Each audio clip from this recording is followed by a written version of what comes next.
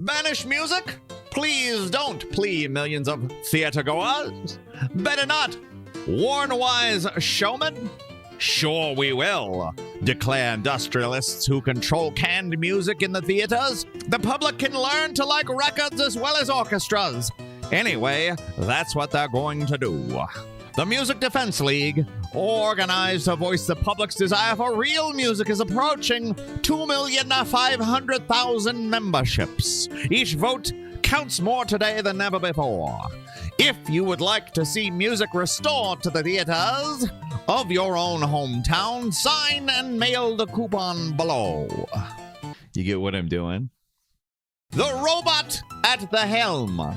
Here is a struggle of intense interest to all music lovers. If the robot of canned music wrests the helm from the muse, passengers aboard the good ship musical culture. Passengers aboard the good ship musical culture. The SS musical culture, folks. Monotony in the theater, corruption in the taste, destruction of art. They must inevitably follow the substitution of mechanical music for live following music. I don't even know what I'm saying here. I'm sorry, the letters are so small that I cannot read a lot of them. Making musical mincemeat. Biff, bang, crash. Will you let the glorious art of music die in this country? Millions of others who love music are saying and acting no. Yeah, so the AI panic has already happened a lot of times. Good lordy. You remember Photoshop? You remember when Photoshop came out? I remember when Photoshop came out. The exact same thing happened. You see, everybody who had learned the skill of drawing and designing, their skills became totally useless, and that ended forever. It wasn't that a new tool appeared that they themselves would eventually adopt and use to great effect. No. Another one, synthesizers. Oh boy, did synthesizers cause a panic like this. Forget synthesizers, though. What about sampling? You remember the sampling panic? Do you remember how mad people were about that? A large chunk of the working class always panics with new tech. Deep down, they understand their precarious position. Well, it's funny you should say that. Today, we're going to talk about class. We're going to talk about fascism. And we're going to talk about automation. Because AI is automation. And just like automation many, many times before, it comes about as a result of the natural progression of technology and innovation. And while it does create crisis, yes, it absolutely does. That crisis, it is not necessary, okay? The irrational system of profits in command is what makes that happen. It is not the fact that automation exists. In fact, automation is awesome. In a world in which the relationships of production were different, automation would make your life easier, and that is that. We're going to get through the outrage, and then we'll get into that stuff. Look, I used AI to turn this photo of us into Ghibli characters, because this is what I would call a very hinged response. It's definitely not unhinged. This certainly isn't extremely detached from reality. In all seriousness, what? It's depicting a murder-suicide in response to using ChatGPT to make things Studio Ghibli-like, which is, of course, why I did this. I put a filter. I put a Snapchat filter on it. I put a Snapchat GPT filter on it. What world are you from? Like, you're going to be that fucking over-dramatic over just simply doing an innocent little fun thing. Like, why can't you guys hire artists to copy Ghibli? Like, fuck off. Like, if you guys care so much about copying and plagiarism and all that shit, why do you want to be hired to rip Ghibli off? Come on. I'm going to take this little observation as an opportunity to tell you how AI works, particularly image models. Did you know that an AI image model does not contain even one image. Not one. There are 0 images in an image model.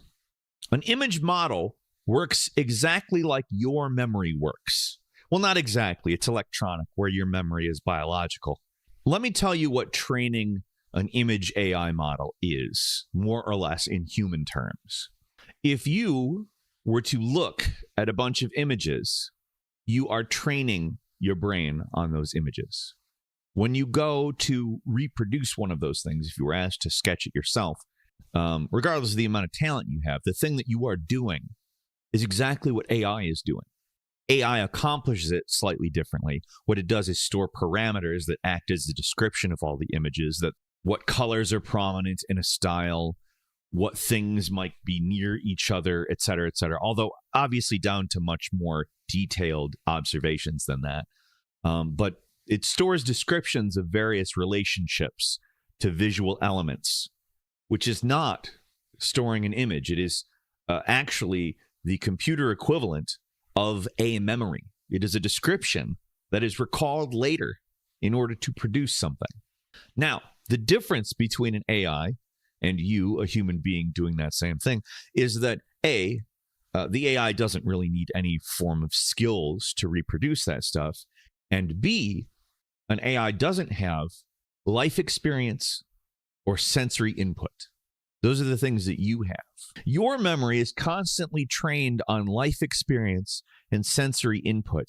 And when you regurgitate those things alongside with the other things that you have trained on, that is art.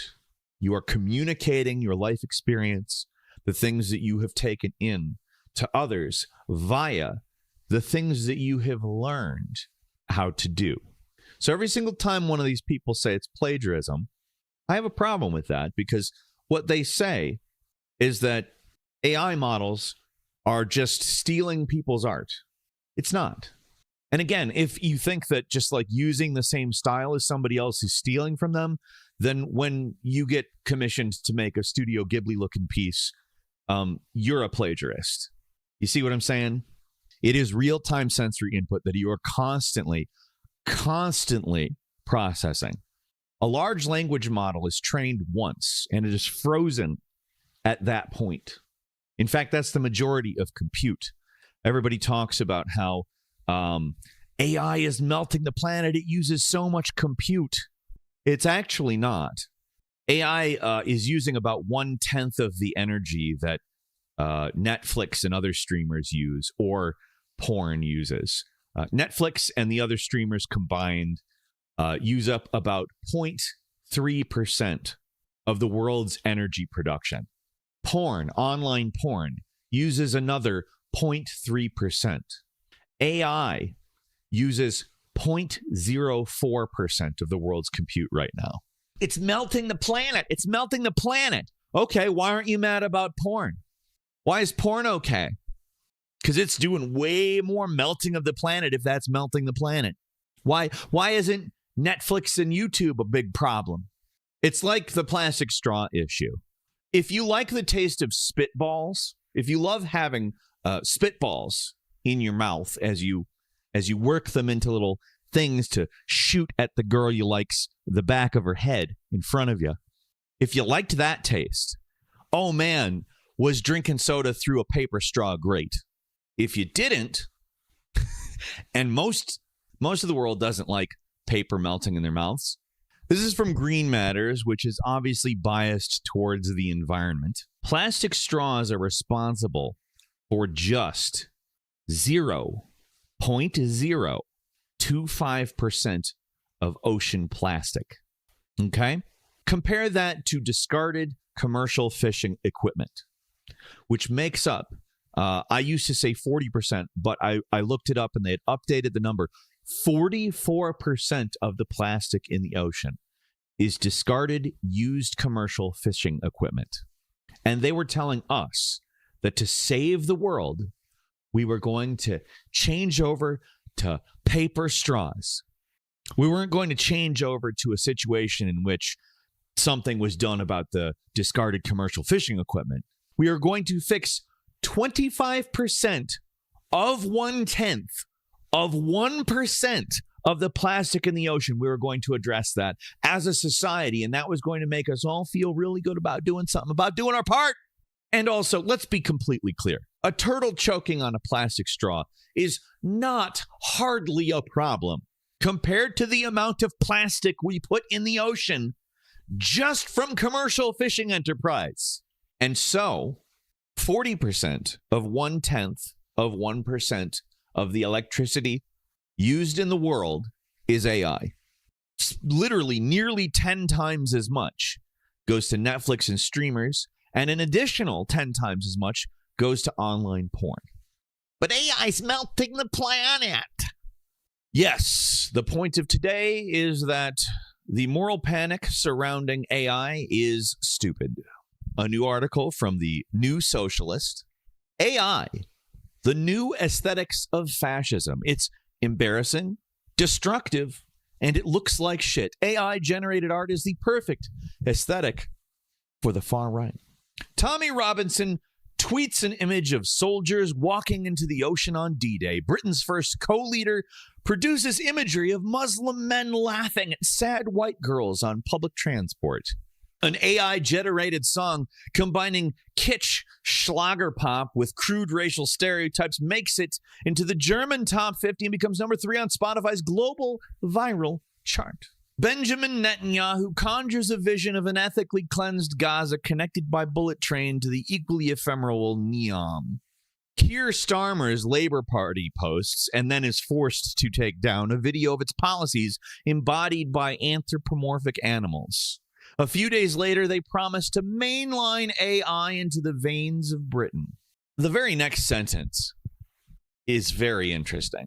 Keir Starmer's Labour Party is on this list of things. Benjamin Netanyahu is on this list of things. Tommy Robinson, who's far more obviously right-wing. Keir Starmer is being labeled as right-wing. The right loves AI-generated imagery. Now, let me tell you why I object to Keir Starmer being called right-wing. I wrote a book called Horseshoe Theory is Right, but Not How You Think. The point of that book and documentary, I'd highly recommend you watch it if you've got some time, is that both the left and right, at one point during the French Revolution, actually did have a basis in class. The left sat on the left side of the National Assembly, the side that the bourgeoisie was represented in. And on the right, the aristocracy, the feudal aristocracy, representatives of theirs sat on the right. Now, this is an actual obvious class divide, and we also know how that ended. The bourgeoisie won, and they absorbed the aristocracy. The aristocracy still, it exists, but it functions as bourgeoisie. They are functionally one class. And both the left and right serve that class. That's how horseshoe theory is right, but not how you think. Because a lot of people like to say, oh, yeah, horseshoe theory is right because they act the same. It's not that they act the same. They actually act differently. It's aesthetically different, though, not mechanically. The left will give you a different set of concerns than the right. The right will act loud and angry, but they'll do the same things, mechanically speaking. For instance, White House shares crying woman's ICE arrest as Studio Ghibli picture. Now, this is a fentanyl dealer. She was arrested because she deals fentanyl. And yes, she's an undocumented immigrant. I kind of don't give a shit about the immigrant aspect of this. But the way that the left and right are different is that the right will just openly do shit like this. They'll exercise power openly. Whereas the left will passive-aggressively acknowledge their exercising of power. They'll still exercise power. In fact, Obama still is ahead of Donald Trump in terms of deportations. However, he was not so crass about it. Look, we're gonna deport some people. We're not gonna call it kids in cages. When Trump continues the program that Obama started, then we'll call it kids in cages. But we're not gonna call it kids in cages now. Anyway, people were real mad about this for that reason. I have to show you this absolutely batshit insane tweet. This is why I say I think it's fine to have a distinction between the left and right. These people say shit like this. It would rule if we had a government that just did the cruel but necessary things quietly and professionally instead of activating the opposition by bragging about how cruel they're being. There is the seemingly progressive and the seemingly regressive sides of support for the bourgeoisie. That's what we have.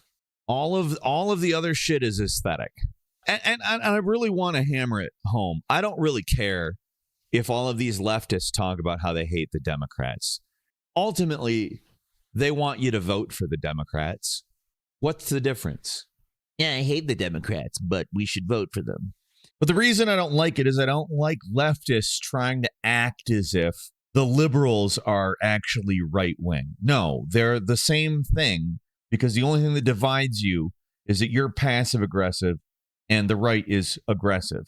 That and some concerns about specific types of issues. No, that's you, and you don't get to act like it's not you. You don't get to claim that you're a different thing because you quote-unquote believe in socialism if you're doing the exact same thing that they are, which is asking people to vote for Democrats. You don't get to offload part of the left on the right. Anyway, the right loves AI-generated imagery. In a short time, a full half of the political spectrum has collectively fallen for the glossy, disturbing visuals created by generative AI. I'm sorry, what? All right, what? Is Studio Ghibli disturbing? The only reason this is disturbing is because it's based on a disturbing visual itself. If we're whinging around in this way, this is a more disturbing visual because somebody took the time to draw it, despite its proponents having little love or talent for any form of artistic expression. That's right, because right-wing people cannot have talent. The first point is the most obvious. AI, as embodied by large language models like ChatGPT and largely diffusion-based image generators like DALL-E and Midjourney, promises to make anyone who can write a single paragraph prompt into a copywriter or graphic designer. Jobs generally associated with young, educated, urban, and often left-leaning workers. Which, holy shit, this is already dumb as shit. The implication of what is said here is that AI literally exists to marginalize young left-leaning workers. It is an In Praise of Shadows moment. It absolutely is. Horror as an inherently leftist and punk blah, blah, blah. God damn, I hate people like that. I hate people. It's so fucking narcissistic. And the right is completely guilty of this as well. The right does the exact same thing. The left can't meme. Is the right doing that? My side makes good art, but the other side, they're not capable of making good art because they aren't capable of having good taste. They aren't capable of having real thoughts. All they do is ideology. Not like my side. Plato is a Bitch is a documentary and a pamphlet you can purchase on Amazon.com. Plato is a Bitch is about how this is gatekeeping. Pure and simple. And we'll get into that a little bit more later as well. I want to get through this dog shit article. That even the best AI models are not fit to be used in any professional context is largely irrelevant. This is not true. I get on YouTube, and I cannot tell the difference between the AI thumbnails and the real thumbnails anymore. Because when people say, make a YouTube thumbnail in their prompt, the AI has trained itself on YouTube thumbnails that became prominent. And therefore, its instructions acknowledge what made those things prominent. It knows YouTube thumbnails from YouTube thumbnails that work, and it notices the patterns in them. The selling point is that their users don't have to pay, and more importantly, interact with a person who is felt to be beneath them. This is wrong. So, I saw Mike Tyson, the fighter, post a Ghibli image of himself. And I saw somebody else quote tweet that Ghibli image saying, you could have hired an artist for $40. Now, Mike Tyson has lots of money, okay? Tons of money. He could have hired an artist, absolutely. But do you know why he didn't? Because people don't hire artists for slop. Like, the reason you think all this stuff is slop is because it is. Like, I'm taking frames from Always Sunny and telling it to draw them as Ghibli things. I'm not going to ask somebody to do that because it doesn't matter. Like, it's not a real artistic endeavor. It's a thing that's like, this would be fun. I would never pay $40 for somebody to do that. It's just never going to happen. But the selling point is that their users don't have to pay and, more importantly, interact with a person who is felt to be beneath them. That's not it at all, okay? When you know somebody who draws really well, I don't care if you're right wing or left wing, you see that art and you go, wow, I couldn't do that. I don't give a shit what their politics are. Like, I see some shit that I vehemently disagree with, but I see the art and go, wow, I can't do that. I'm sorry, but like these memes and throwaway images that people are generating, it is slop, and it's fine that it's slop. Sometimes slop is fun. I'm probably going to have pizza tonight.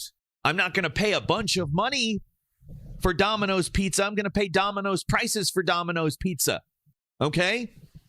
Domino's is a mass-produced, automated pizza. They put it on a conveyor belt. It goes through a toaster conveyor belt oven thing. They make the pizza with automation. It's slop, and it's good slop. It's slop that I'm fine with because I'm not always going to go to fucking Gordon Ramsay on 43rd. I've never been there, in fact. I don't think I'm ever going to go there.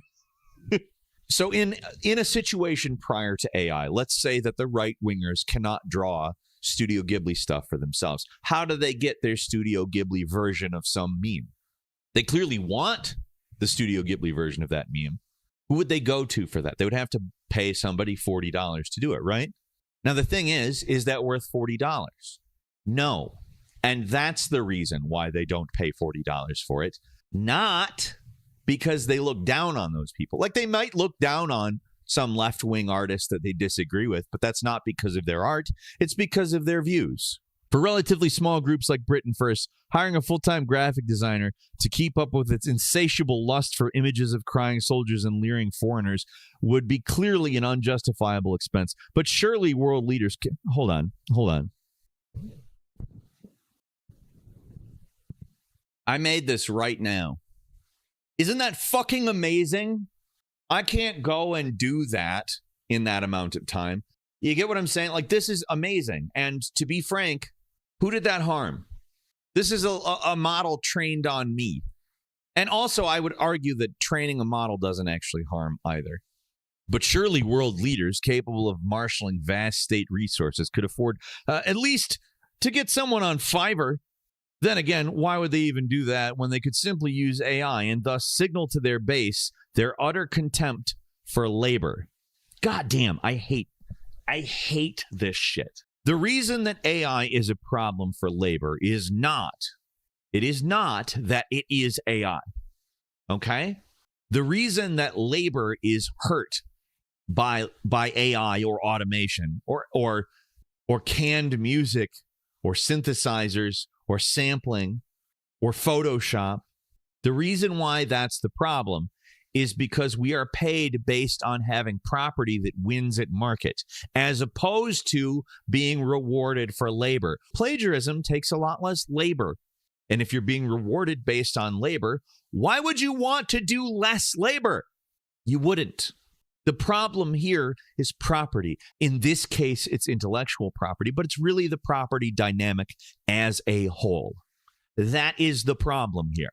Automation has repeatedly made things better for the working class. The problem with that is the way that we appropriate value. Now, notice I didn't say distribute wealth. I said appropriate value.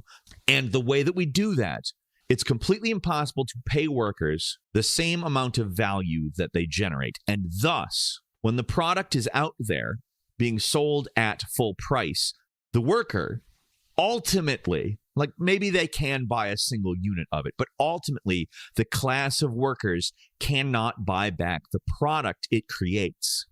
This is the impetus of boom and bust. This is why it happens. Capitalism cycles through crises because it is absolutely, completely impossible for the working class to buy back the things it makes in whole. And it is also responsible to do that. Otherwise, the economy doesn't work eventually. The consumer has no buying power because the consumer is also the worker. This is the problem. It's not AI.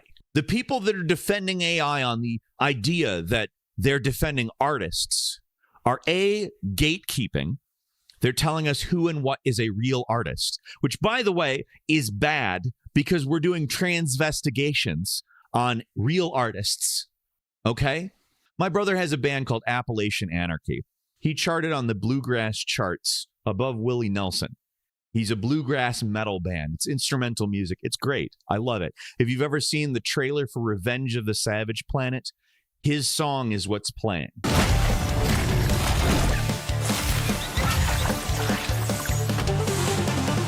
He was the subject of some transvestigations because he used AI as the cover art. This guy relentlessly went after him for months about it being AI. He made a Reddit post. He spread a bunch of rumors about my brother, which caught all over the place. They were all over Reddit. They were all over YouTube. It was bullshit. It was absolute bullshit. So my brother uploaded a video of the multi-track and him playing the instruments. I played this on the Mando.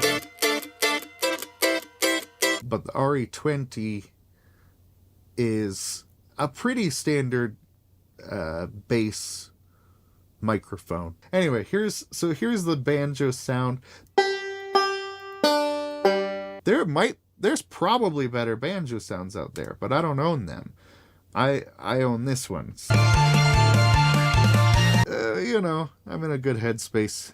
And this guy says, well, I guess he's trying to go legit now. Not, oh, I'm sorry, I falsely accused you of a thing.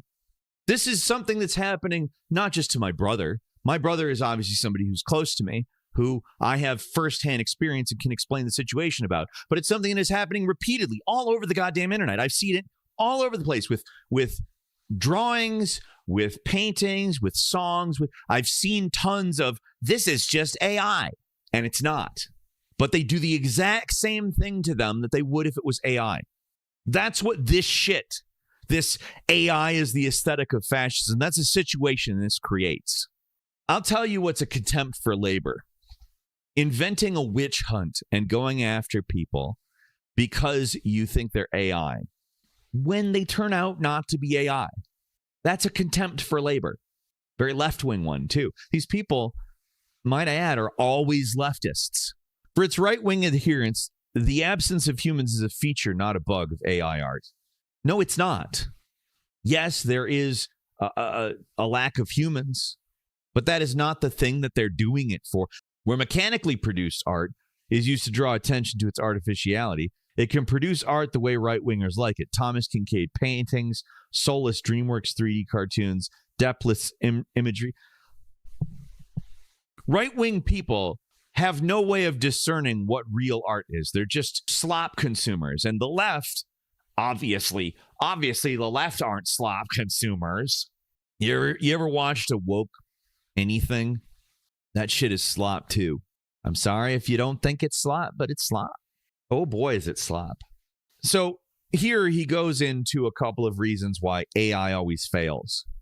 This appears to be the fate of all commercial AI projects. At best, to be ignored but tolerated when bundled with something that people actually need, like Microsoft's Copilot. What the fuck? Microsoft's Copilot is one of the worst examples of AI. It is the most annoying goddamn thing. It is the paperclip, but it's not the paperclip anymore.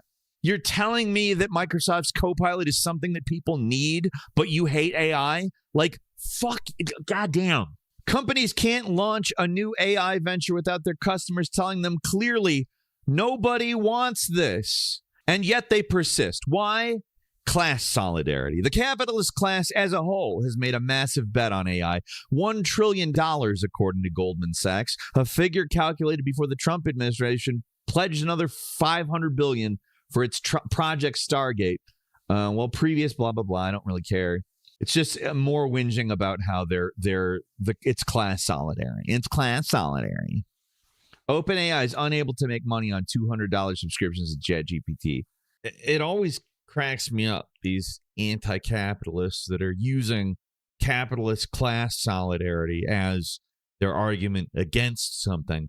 It always amuses me that as a metric for that thing's worth, they will use whether or not it is profitable. You know what? I'm done. I'm not reading this whole fucking thing. It's long and therefore it's smart, right? And notice that wasn't even really, the whole point was, here, we need to find some fascist shit here. Hold on. We're just going to read the part that's about fascism because, to be frank, this is a bullshit article. It's a fucking filibuster and there's no point in reading all of this. If art is the establishing or breaking of aesthetic rules, then AI art, as practiced by the right, says there are no rules but the naked exercise of power by an in-group over an out-group. What the fuck are you talking about? It says the only way to enjoy art is knowing that it is hurting somebody. That is not the fuck why people use AI art. They don't use AI art to hurt someone. That's absolutely goddamn batshit fucking insane. I'm going to show you. Do you know why I generated this? To hurt all the young professional leftists who are doing graphic design. I generated this to hurt them. I felt good about hurting them when I generated this picture. So there. People use AI art specifically because it hurts other people. That's goddamn insane. It says the only way to enjoy art is knowing that it's hurting somebody. I'm sorry, I'm not going to pay $40 to reproduce a photo of my family to text to somebody. Okay? And I'm not generating that thing in ChatGPT because I want it to hurt you. It wouldn't exist otherwise. I would never, in the situation prior to AI, be making these things or having somebody else make them because it's not worth the time. That hurt can be direct, targeted at a particular group, like Britain's first AI propaganda, or it can be directed at art itself. And by extension, anyone who thinks that art can have any kind of value. The point of generating art is to hurt people and to emphasize that art has no value. This is insane. It can often be playful in the way that the cruel children of literary cliche play at pulling the wings off of flies, and ironized Musk's Nazi salute partook of a tradition of ironic, not ironic appropriation of fascist iconography that winds its way through 4chan, Musk's touchpoint, and back into the countercultural far right of the 20th century. This is how they claim that AI is the aesthetic of fascism in 2025. Because the reason you do it is to hurt people. I just want to put up like all the generations I've done of like people in my life, from my mom to my kids to ACD. And do you know what their reaction was? It was, oh my God, this is amazing. And the reason it's amazing is because it's something that just happened. It's something that you pressed a button and we got it. It's not amazing because of how it looks. It doesn't matter how it looks. Shut the fuck up. So in these people's minds, making AI is basically bullying people. It's bullying artists and it's bullying art itself. What it is an aesthetic assault on non-fascism, and therefore it is the aesthetic of fascism. That is the argument being presented here. I have Fascism and Social Revolution open to page 59 because that is the page that R. Palm Dutt's definition of fascism is on. We are now in a position to reach our general definition of the character of fascism. Under certain special historical conditions, the progress of the bourgeois imperialist reactionary offensive assumes the form of fascism.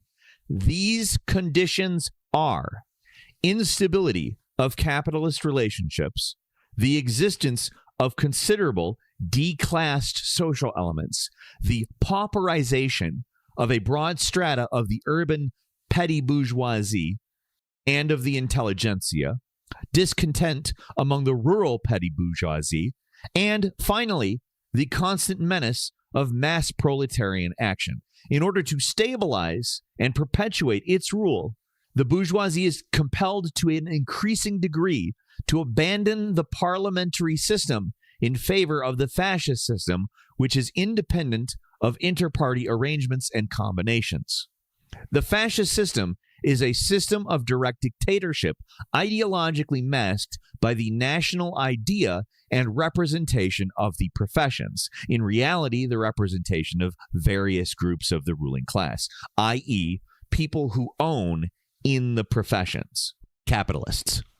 It is a system that resorts to a peculiar form of social demagogy, anti-Semitism, occasional sorties against the usurer's capital, and gestures of impatience with the parliamentary talking shop, in order to utilize the discontent of the petty bourgeoisie, the intellectual and other strata of society, and to corruption through the building up of a compact and well-paid hierarchy of fascist units, a party apparatus, and a bureaucracy. At the same time, fascism strives to permeate the working class by recruiting the most backward strata of the workers to its ranks, by playing upon their discontent, by taking advantage of the inaction of social democracy. The principal aim of fascism is to destroy the revolutionary labor vanguard, i.e., the communist sections and leading units of the proletariat. It is not, as people like Hannah Arendt and people of that ilk characterize fascism, it is not the masses gaining power. That's democracy. The combination of social demagogy, corruption, and active white terror in conjunction with extreme imperialist aggression in the sphere of foreign politics are the characteristic features of fascism.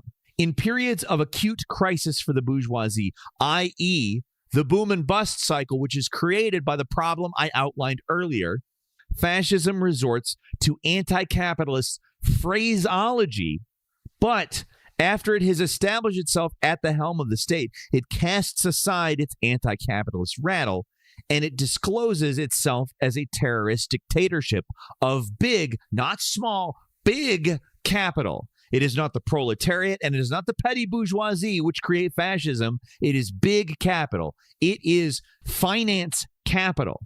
The big guys, the imperialists that create fascism. They recruit, as they said, they recruit backwards areas of the proletariat and prey on their discontent, even to the extent of using anti-capitalist language. And they make them into brainwashed foot soldiers.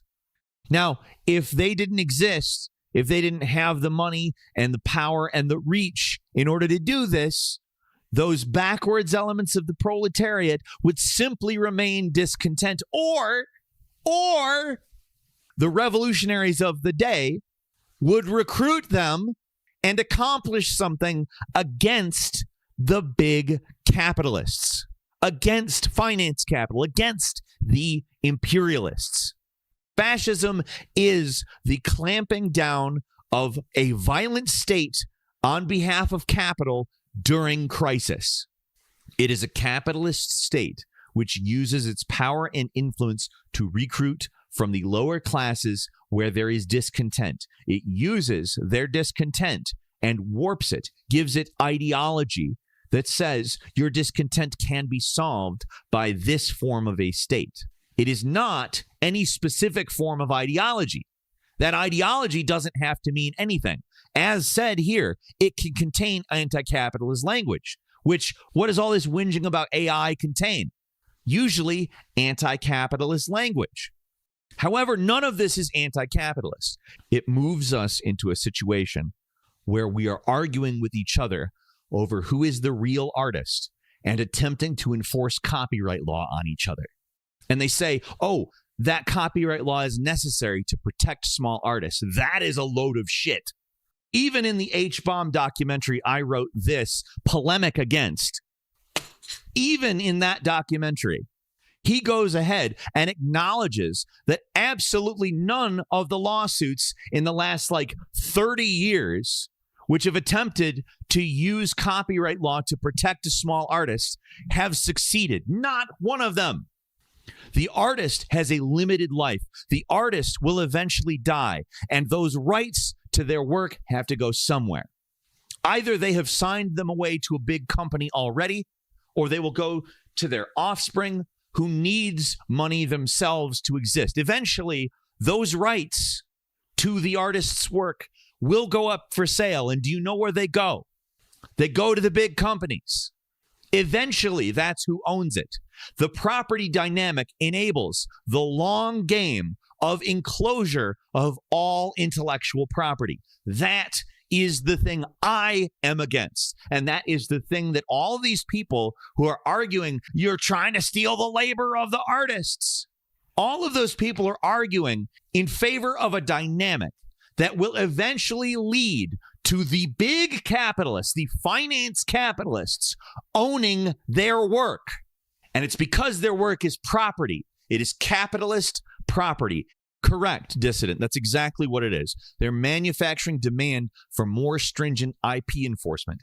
And it's not just that they're manufacturing demand. There are influencers among them that are going further, and they're filing lawsuits about making style trade dress, effectively making style into a copyrightable article of intellectual property. Style, meaning it doesn't matter whether you do the Ghibli with AI or if you do it with an artist, you won't be able to do it because Disney owns it. It's absolutely infuriating to me. These people tell me that I am licking boots and I am for power. I am telling them that if they continue to advocate for what they're advocating for, those people are going to own their property, which wouldn't be property inherently by any means. It has no reason to be property. It's not necessarily property. It is only property because we exist in a system which is built upon that. If you are not outlining that as the problem, then you are not fighting for the solution. And then there's these artists that are doing Studio Ghibli style art and posting it and saying, my Ghibli art, because I'm a real artist and I don't rely on AI generated slop. Nah. If I were a talented artist like you, which this person is a talented artist, this is good art. I don't know that I would completely say that it is Ghibli style. It is certainly Ghibli influenced, but it is not exactly that style. However, I'm complimenting this artist, just to be completely clear. This is a person of talent. If I were a talented artist like you, I would not like people to like me because they hate AI. That's what this post is set up to do. It is set up to gain fans based on the spite of AI. It is not set up to gain fans based on the art. It is taking advantage of a market incentive. And I get it. You have to do that in this world. However, you're curating a fan base of people who specifically like you, not because of your art, but because you are not AI. If you had not said, I don't rely on AI-generated slop, and there wasn't a big trend about this Ghibli thing going on, do you know what they would do with your art when it came up on their timeline? They'd scroll past it. These are not your fans. They are anti-fans of AI. And they're eventually going to turn on you. Just to be clear, when you curate fandom that way, it will eventually turn on you because you will eventually fail their moral purity tests. Every one of these posts that blows up is an insult to people who draw. You don't like their drawings. You just hate AI. You'd scroll right past their work if you weren't looking for something to use for your agenda. And then there's Zach Scott. I love this. This is a good friend of mine. He does commission slop, like intentionally. Zach Scott, subscribe if you have not. He commissions people to make slop for him. And he knows it's slop. Like intentionally. This is very intentionally slop. He's the biggest troll in existence, Zach Scott. Like, people underestimate his trolling power on a regular basis. You did make a good point here, too. You can't win on Twitter. If you tinker with AI for fun, people are outraged. If you commission real artists to create masterpieces like these, people are outraged. Oh, what a guy. What a guy. Aside from Zach Scott, nobody is hiring people to make slop. Creativity is editing.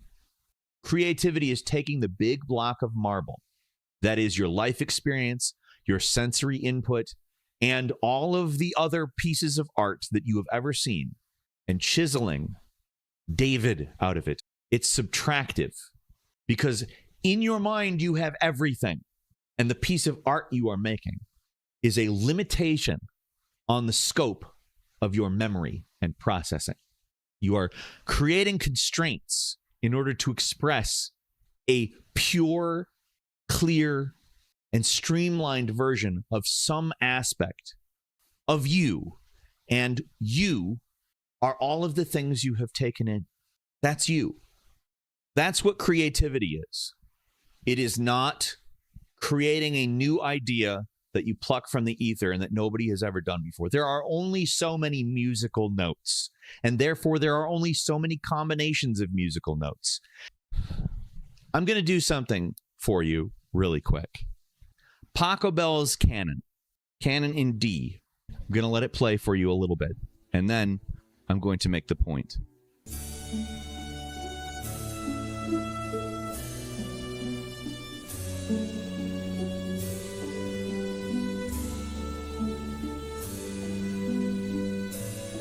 When I was a young boy, my father took me into the city to see a marching band.